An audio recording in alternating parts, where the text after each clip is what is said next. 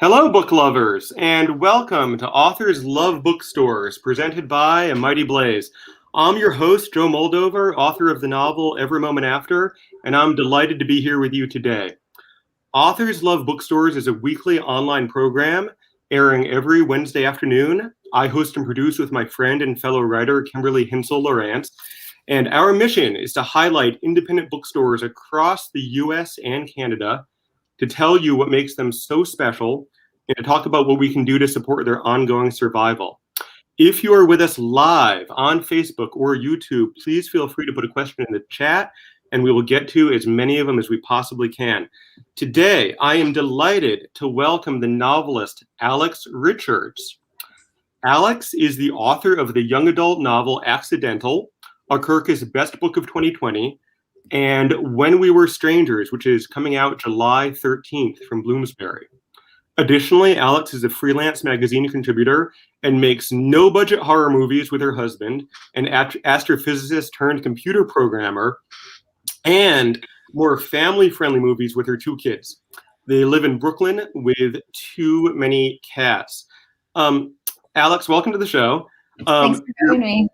Yeah, your bio begs many questions, but one of them is, how many cats is too many? Well, we got a quarantine cat, so we had two cats, and I mean it's only three, but it still feels like a lot. Like you're always gonna trip on a cat. Yeah, that's a lot of cats. That's a lot of cats. Also with us, Courtney Knudsen of Collected Works Books in Santa Fe, New Mexico. Welcome, Courtney. Thank you so much for being here with us today. Thank you. Hi. Okay, well, let's dive right in. The first question I always have is for the writer. Alex, we're here because you've chosen Collected Works as one of your favorite independent bookstores. And I know you've been to many over the years. Can you tell us a little bit about Collected Works and kind of what makes it special and what makes it special to you? Yeah, I've been going to Collected Works, for a really long time. I mean, when I was living in Santa Fe, especially, but it's just like you can even see in the background of Courtney's like Zoom screen. It's a really big, beautiful space. The walls are of different colors. It's just got a really like homey vibe to it. There's like a fireplace. It's just like a really cool little bookstore, and big. Actually, it's actually really big, but my dad was telling me a really funny story that they used to be on San Francisco Street, just like a little bit down the road.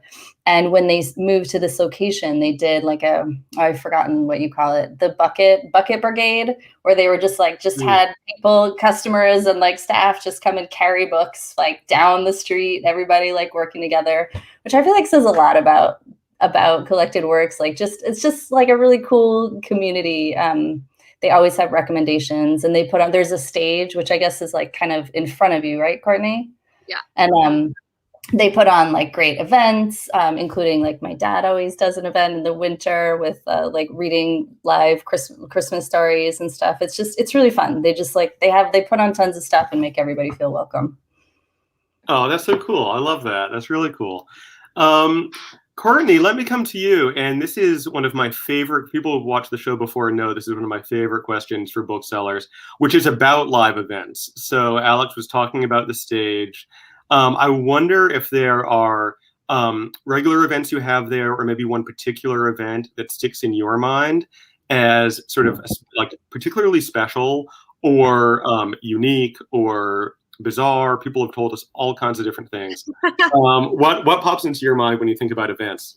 So extending off of what Alex said about the store, I think what I love the most about events here is, especially like with our fireplace area, we have some sofas over here. We do have, they're not here right now, but we do have a cafe and coffee shop. And so I feel what I really like about Collected Works, especially for winter events, is once the sun goes down, it's kind of warm and inviting. It feels almost like you're in someone's living room. We'll, sometimes set up a chair and a table on the stage and have like a little conversation between two authors. One that sticks out in my head was one that we did.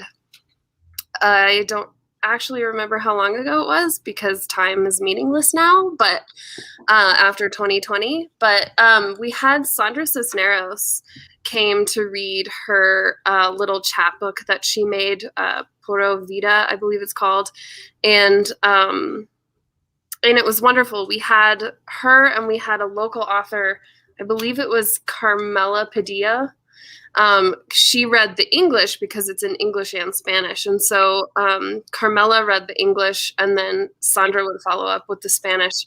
And for me, getting to meet Sandra Cisneros was incredible. She was, I mean, I read one of her books in high school. She was like a school reading author, you know, but not like someone who's been dead for a century. She's like living, breathing, and very vibrant. And so she came in this beautiful dress and she had a crown of flowers and she just, she was up on the stage and she was, I don't speak Spanish, so I can't imitate it, but she was just so animated. And the story is about Frida Kahlo and Diego Rivera and their kind of menagerie of animals that they had. And that just really sticks out in my mind as like kind of representative of how fun a book event can be.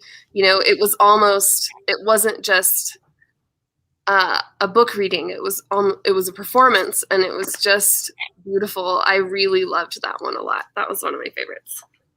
Oh, that's an amazing story. I love that. That's fabulous. Yeah. That's really, really great. To the online audience, a reminder that you can head to collectedworksbookstore.com to pick up a copy of Sandra Cisneros' work or any other work, or, and I cannot emphasize this strongly enough, to pre-order a copy of Alex's new novel forthcoming on July 13th, When We Were Strangers. Very nice. Very well done. And we shall be coming back to that again. We will be mentioning that again. Courtney, it looks like the bookstore has done some like really interesting things during COVID to kind of involve the community and to keep people engaged even when they were not able to physically come into the store. I'm looking at sort of the Keep the Pages Turning event. I know there have been some online events. I think Joyce Carol Oates did a reading or an interview. Do you want to say a little bit about kind of what the bookstore has been doing during COVID and what that's been like for you as a bookseller? Yeah, absolutely. So it's really changed. Especially the events online have changed a lot since, nobody's in the store.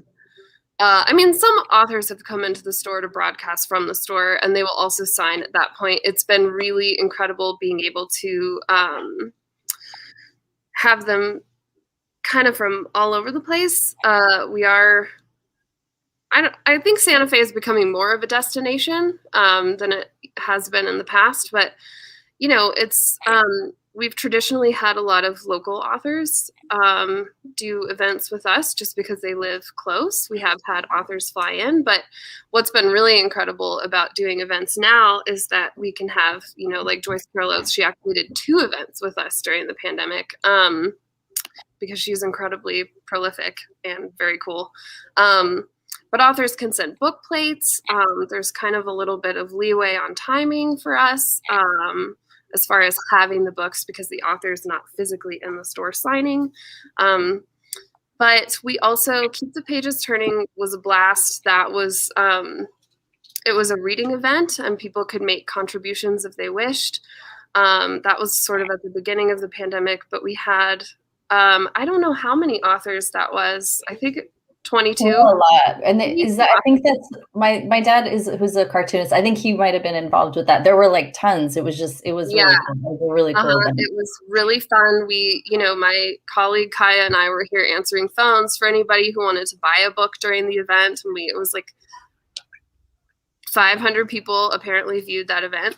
We got to dress up for the first time in like 4 months because it was, we just were not doing that at that point in August. And then we've had a lot of fun kind of pulling just for the people who like walk by on the street or, call. Christmas was interesting. I don't think I've said this yet, but we have not been open to the public since March 17th of 2020. So we've been doing everything curbside and shipping. And so we do hope to open to the public on June 1st for browsing, which would be very nice to have people back in the store. I'm really looking forward to that. But yeah, we've had to get really creative on how to get books in the hands of people, especially people who don't know what they're looking for. But that is one of my favorite things to do, is to make recommendations. So we've had a lot of success with just standing at the door and helping people find books. That's great. Actually, I wanted to ask you about that, about making book recommendations. I think one of the sort of the magical things about a lot of indie bookstores is the nature of the recommendations, that you can sort of go in and talk to somebody and like talk about what you're looking for, or talk about what you like or whatever. And a really good bookseller can give you like a great recommendation. And that is a skill that completely eludes me. I'm not really able to do it. And like, I wonder if you have any ideas about like what makes for like a good book. What's the key to making a good book recommendation? Like, what are like the tricks of the trade that allow you to do that well? Gosh, it's a good question, and I have thought about it, but I feel like it's kind of instinctual to a large degree. I think often it's just reading a lot. And then, you read 100 books in a year, and maybe 16 stand out to you. And so you have like, this number of books that you can recommend, and then you kind of talk to the person and you find out. For me, I like to find out what they've read in the past and really liked, and see if I can kind of make a connection between something new or maybe a classic that they've not heard of or read before. It's a really personal thing. It's almost like speed dating, I would say, with the to make a recommendation for. And then, for me, it's just, like I said, quantity. Like, I have my favorites. When someone asks for a recommendation, I will try to pitch, as many of those as I can, because I believe in those books and I want them to sell. But, there's a certain, I'm not going to recommend, a Gothic novel set in Britain to a crusty old cowboy. I'm just not going to do it. So it just kind of depends on reading the person, I think. Yeah. And you're right. Like, there is something really personal about it. Like, if I like recommend a book to like a friend or like somebody in my family or something, and they don't like it, I always feel like really bad, because I feel like it somehow says that like I don't like know them as well as I should, or I feel like this total misfire at like a really personal level. Yeah. I think that's one of the things about it. Yeah, it's tough. The nice thing about being a bookseller, especially in a touristy town like Santa Fe, we get a lot of tourist traffic. And I think that a lot of times we don't end up knowing if they like the book or not. So it's kind of nice to just send it out the door and hope for the best. Hope for the best, right. Do people sometimes come back in though, and they're like, oh my God, thank you for recommending that. It was the best. Like, now recommend something else. Yes, and it's the best feeling ever. In fact, I love knowing that. I have actually asked people, I'll tell them, I'm like, my name is Courtney. Please write me a letter to the store and tell me how you felt about the books. Nobody's done it yet. Nobody's done it? No. Oh, no. Yeah. No, you're right. That is a great feeling when there's a hit. You're right. Alex, I want to turn to you and just like talk to you a little bit. I mean, Courtney was talking about kind of the book selling and keeping the bookstore afloat during COVID. So, I mean, like me, you're somebody who writes, contemporary realistic young adult fiction. Like me, you're somebody who tends to write around sort of difficult topics. You and I did a panel together last summer about sort of writing grief and trauma in YA. And you have found yourself like you live in Brooklyn, you're sort of in the epicenter, or one of the epicenters of a global pandemic. And I wonder sort of like what that's been like for you, and sort of specifically if you've been able to be productive and how you've been able to be creatively productive during this time.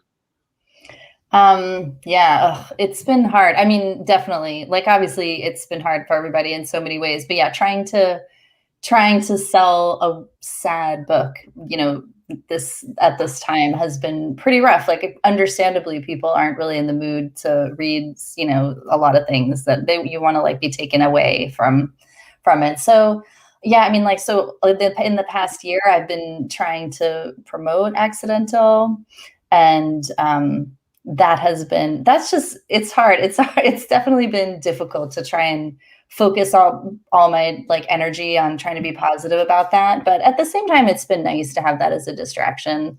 And then for most of last year, I was working on my book that's coming out this summer, When We Were Strangers.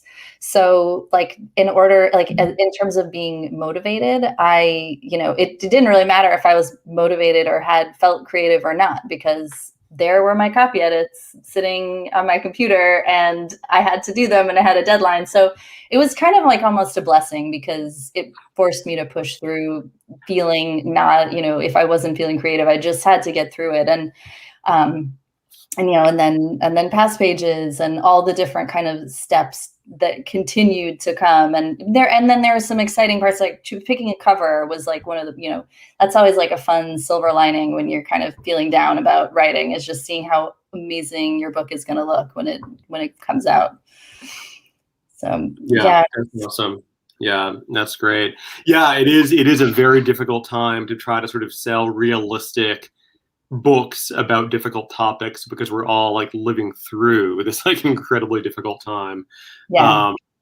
Courtney, what do you find people are wanting to read? And I guess, I mean, I asked that question kind of in general, but I think that your role there is as the YA buyer, I believe. So I'm like especially interested in sort of within YA. Like, what have you found people have wanted to read over the last year? Like, is it escapist stuff? Is it sort of supernatural stuff just to get away from the world? Is it post-apocalyptic stuff to try to preview what might be happening next month? Like, what do people kind of like want? It's tough to say. I do agree with Alex that selling some of the more somber topics are a little more difficult, which is kind of funny. I've started trying to read more lighthearted stuff because, I mean, I'm the kind of person that likes to read things that are honest about the human condition. And then I also read like a lot of sci-fi fantasy. But and so people are like, I want something like lighthearted that's gonna make me laugh, that's, it's gonna lift my spirit. And I'm like, well, I guess I gotta start reading happy books. So I know what to recommend. But especially in YA, I would say that YA fantasy is just typically a better seller overall for me than anything else. I have noticed that the apocalyptic stuff, at least for my store, which I know is a unique market, mostly it's interesting. Mostly, even when there are people in the store, I'm not selling to kids themselves. I'm selling to parents and grandparents. So it is, it's really hard to pick up a book like The Knife of Never Letting Go and tell, the grandparent that this book with knife in the title is great for your 15-year-old grandkid, and also, is about this like apocalyptic planet that goes to war. But I do find that like a lot of the fantasy stuff sells very well. Especially Shadow and Bone right now, and all the Lee Bardugo books are doing very well.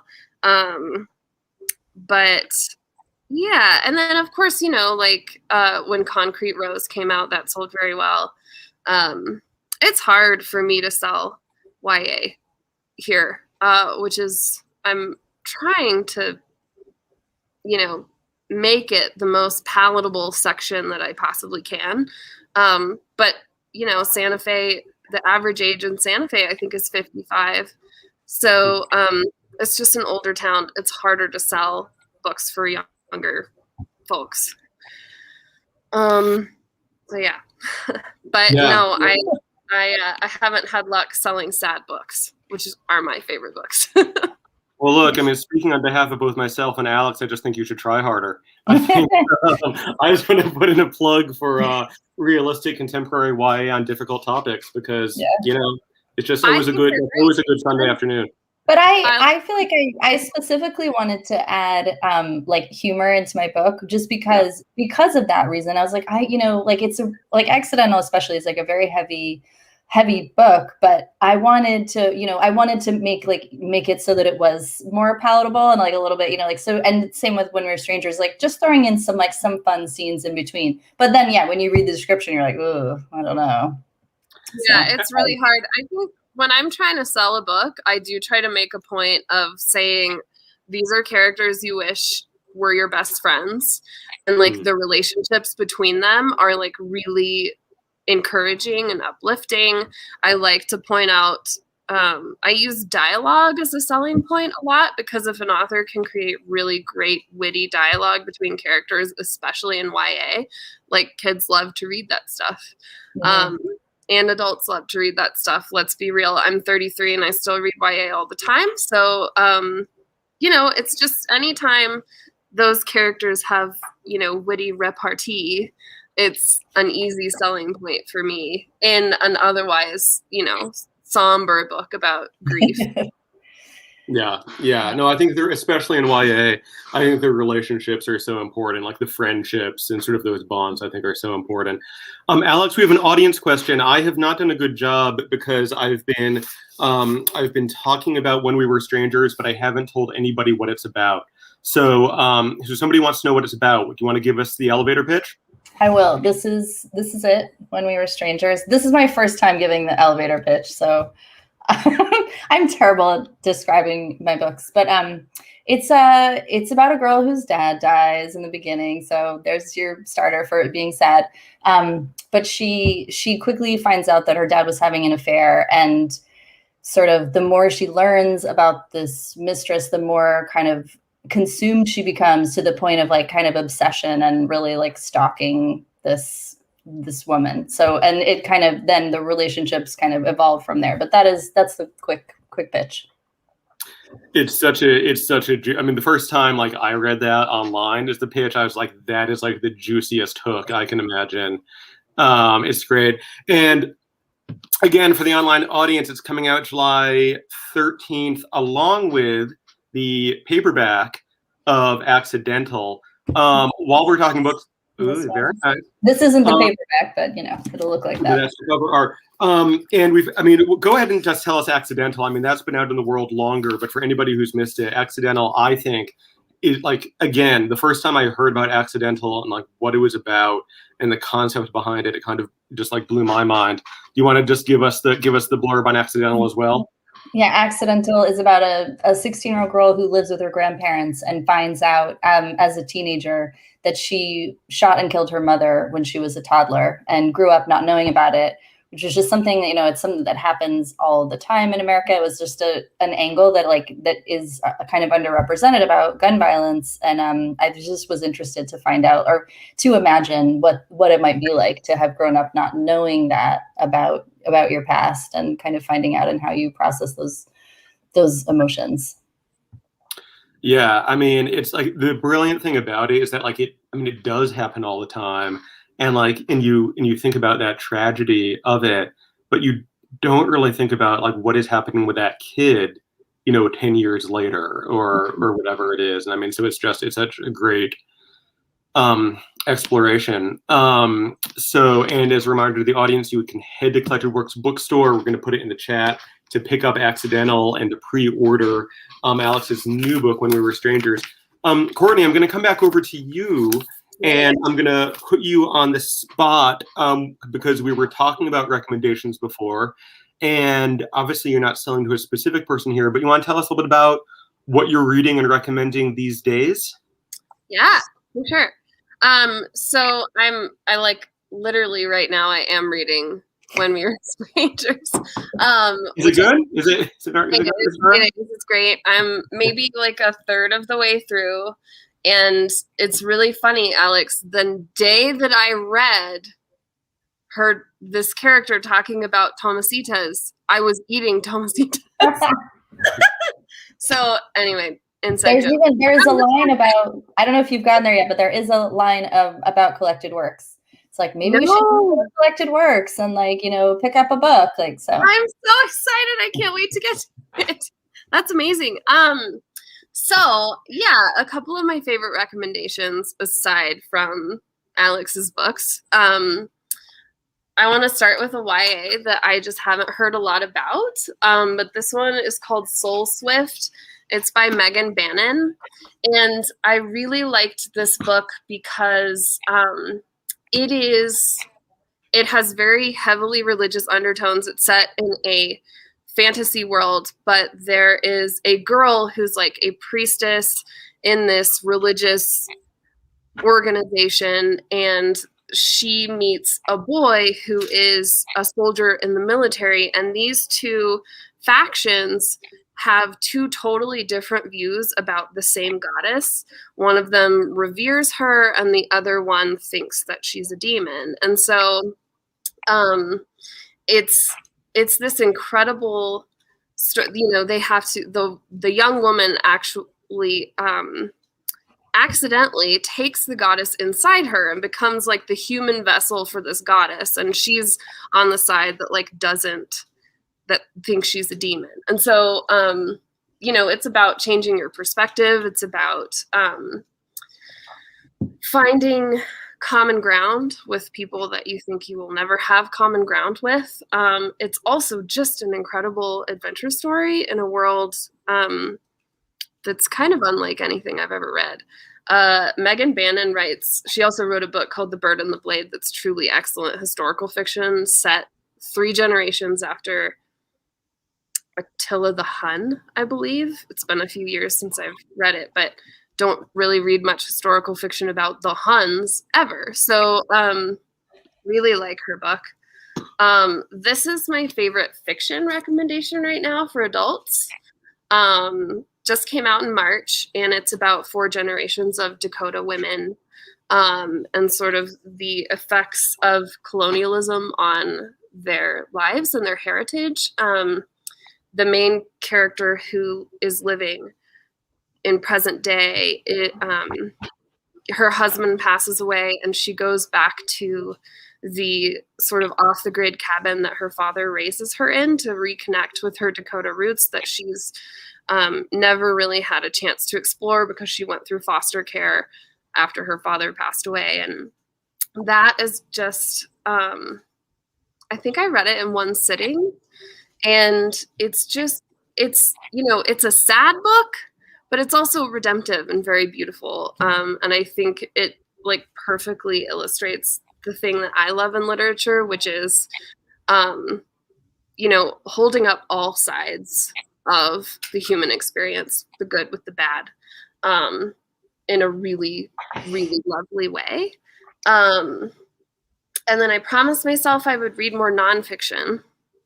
So I read Wonderland by Robert Mcfarlane.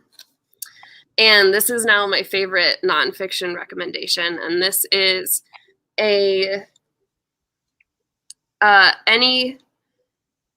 adjective, I guess you can think of to describe humanity, anthropological, mythological, historical, exploration of underground spaces and how they kind of pull on us as human beings. So he goes into a glacier, and he goes into the catacombs under Paris. He explores this entire subgroup of hobbyists who are intrigued by the random doorways that you find in urban settings that people don't often think to explore. But these people also get arrested for trespassing a lot. But, they're curious about what is hidden behind these doorways and underneath manholes. And it's one of the most beautiful and the most quotable books I've ever read. My copy is underlined and dog-eared. And Robert Mcfarlane is a poet who, this is not poetry, but it is very poetic in its writing. So those are some of my recent favorites. Oh my God, that's great. I wasn't familiar with Wonderland. That sounds great. It's incredible. I recommend it to everyone. Yeah, just like a real-time demo of like independent bookstore hand selling. Because like you're telling me about books that like I haven't really heard of, but like sound totally fascinating, and now I want to go online and just like pick up copies. Well, and the cool thing about Wonderland is that there are so many different, things that I've never personally done before. I've never been a miner, and I've never gone caving, and I've never explored catacombs, but I found myself on YouTube so much during the reading of this book to find out more about these people and what these places look like. And I feel like I learned so much. Anyway. That's awesome. That's great. I'm going to have a couple more audience questions, but first, Alex, I just want to come back to you and ask you what you've been reading and if you have any audience recommendations for books that you want to put out there. I also brought some books. I just finished this book, Where Secrets Lie. Where am I holding it? It's a thriller.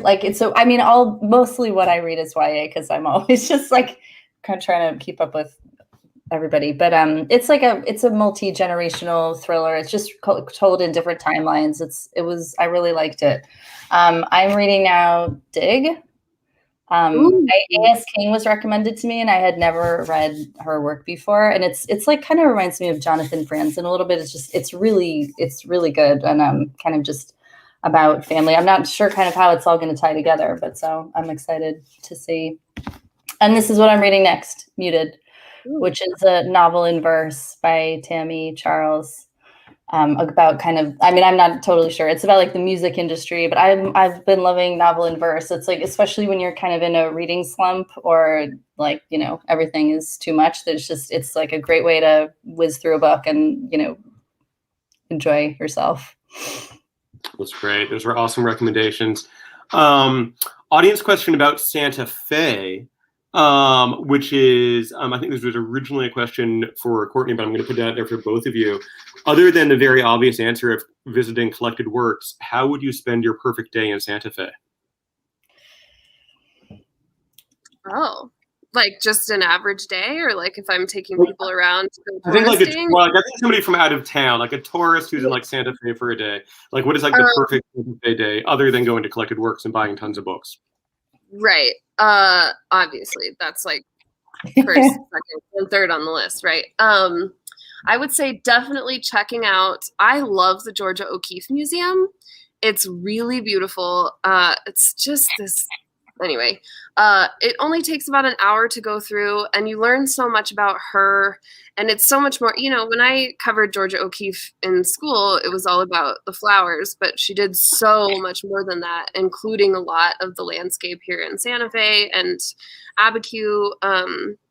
And so I really recommend that.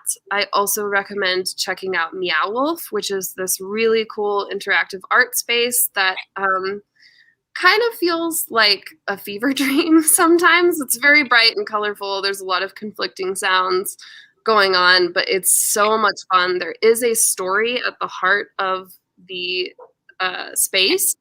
So even though like hundreds of artists have worked on this space and you can very clearly delineate their styles, if you go in at the right place and you start reading the materials that they have stuffed in the mailbox, you'll start to catch on that there is a story to Meow Wolf and kind of a mystery that you can go through and solve.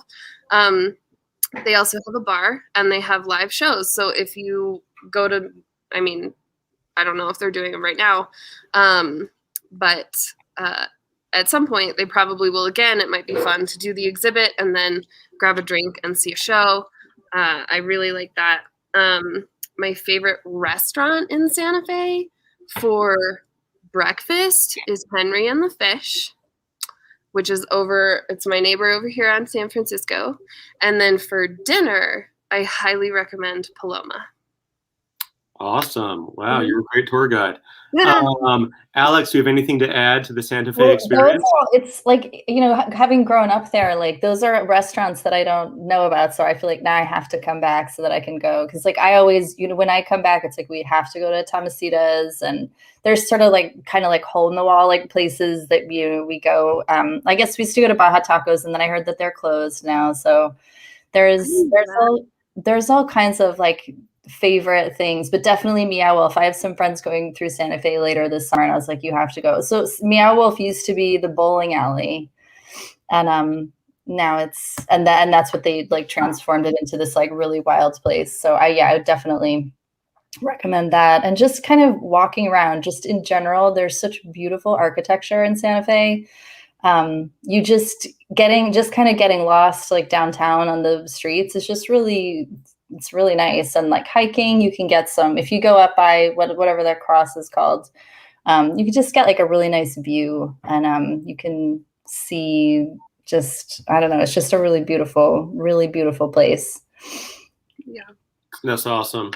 We're running down on time, so I've got one more question for each one of you. Okay. Alex, I'm going to come to you first. This is an audience question. I sort of hesitate to ask it because the question is, what is your next project? But like, I know that you have your new book coming out, and if you're like me, you probably feel like you're like crawling across the finish line. And so, like, for somebody to say, like, well, what's next is, I don't know how that feels. But I mean, do you have anything you want to say? Yeah, I am definitely focusing my attention right now on my energy on trying to get this book out in July. Yeah. My current project is my daughter's 5th grade graduation yearbook. I'm in charge of making the yearbook. So I'm really pouring my heart and soul into that as well.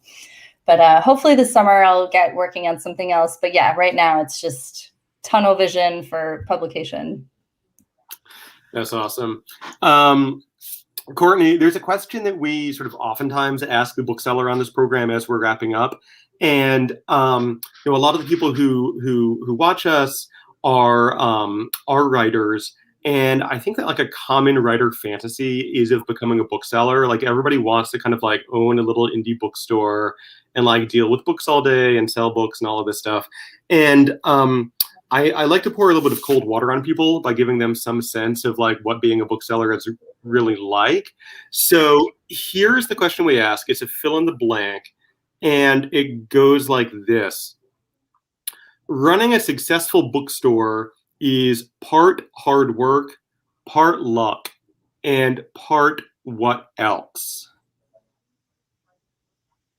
Oh. Dedication. Okay, that's a good answer. Yeah. Mm-hmm. How long have you been a bookseller? I've been a bookseller in some form or another since 2007. Actually, my first official job besides working in a kennel in college was being a bookseller, and I've been a bookseller ever since. So, yeah, I have a question. I have a question for you, Courtney. Like as an author, like I'm super nervous going into bookstores, like to try and be like, hey, I have this book coming out. Would you consider carrying it, or like, maybe doing an event? Do you have any tips for authors on, etiquette, how to do that, or like, don't do it, we hate it? Like, what are your thoughts? Okay. Yes. Diplomatically, I would say that it is the thing not to do is to say I'm Alex and I come into a bookstore and I walk up to the counter cold and I say, do you have Accidental by Alex Richards? Like, I think you're a customer and you're asking for this book, and instead you're asking for your book. And then when we don't have it, the author kind of pounces. I would recommend not doing that. I think that sending, an email with, if you just want to call the store, a lot of people call us and we put them in touch with Dorothy, our owner, the owner of the store, rather. And, we give her email and we say, send us press releases, send us reviews, send us any information you have, anything you can do to make it as easy as possible for a bookseller to say yes. Mhm. I highly recommend that. And then, just treat it. Maybe being a bookseller is a lot like dating someone. Don't be clingy. Yeah, just kind of give us space to do our thing is a good rule of thumb.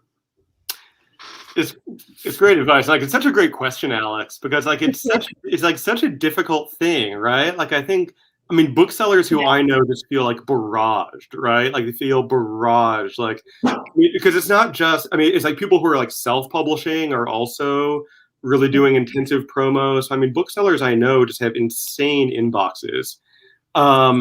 And then on the other hand, like us as authors, like we want so badly to get attention, and it's so hard to get attention.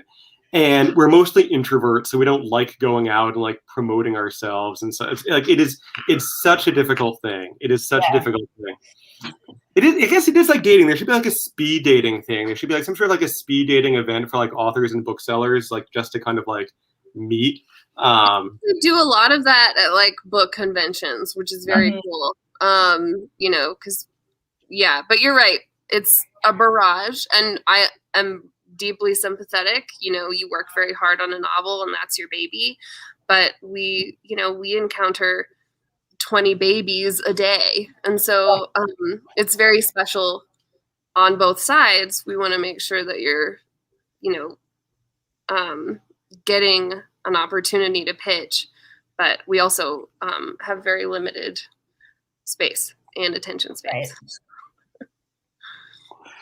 It's such a great question. So we are out of time. It's been such a complete pleasure to speak with both of you. Thank you both so much for being here with us today. I want to remind the online audience, both people who are with us live and people who are looking at this video in the future, of a couple of things. Number one is to head to collectedworksbookstore.com to pick up some books and support an awesome indie bookstore.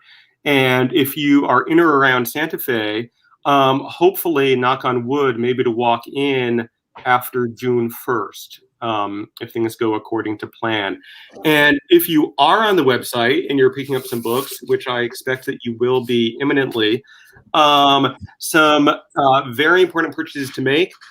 Accidental by Alex Richards, out in paperback on July 13th, but why not get it in hardcover? I have it in hardcover right now. It's more durable. Get both and get one. Whatever.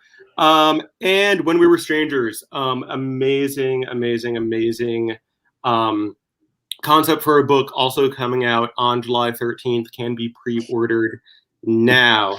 And you can keep up with Alex at alexrichards.nyc. Thank you both for being with us.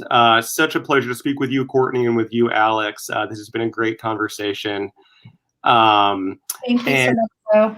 Yeah, thank you. Absolutely. To our online audience, as always, we will be back here next week, 4 o'clock Eastern time, same place. Until then, stay well and keep reading.